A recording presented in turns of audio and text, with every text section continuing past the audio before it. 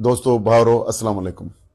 मुल्क जे अंदरि पाकिस्तान जे अंदरि पेट्रोल जूं क़ीमतूं वधण ऐं कुझु ॾींहंनि में ॿीणूं थी वञण असीं सम्झूं पिया त इहा अवाम जो मुआशी क़त्ल आहे ऐं हुकूमत जी नाक़िस पॉलिसी आहे ऐं हुकूमत जे नाक़िस पॉलिसी जे करे अॼु अवाम मुंहिंजे ख़्याल में त हीउ जेको कल्ह फ़ैसिलो थियो आहे पेट्रोल जी क़ीमत वधाइण जो इहो तबाह कोन आहे ऐं माण्हुनि जे बर्दाश्त खां ॿाहिरि आहे।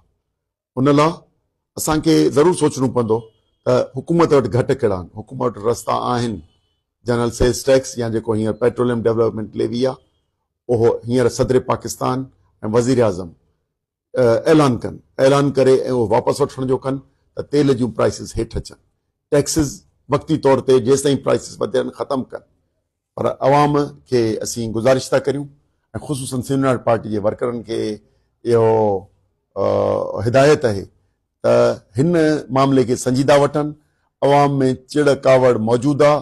रियासत पंहिंजनि ऐं हुकूमत पंहिंजे शाह ख़र्चनि खे घटाइण बजाए, टैक्सिस खे घटाइण जे बजाए अवाम ते बोझ उछलियो आहे। जेकॾहिं बम उछलियो अथसि त अवाम इन जे ख़िलाफ़ ताक़तवर आवाज़ थी उभरे ऐं ईंदड़ 3 ॾींहं अॼु खां वठी ईंदड़ 3 ॾींहं 3, 4, 5 तारीख़ ताईं मुसलसल अवामी एहतजाजनि में सिंध पार्टी जा वर्कर अवाम सां गॾिजी एहतजाज कनि ऐं इन मामले खे रद्द कनि ऐं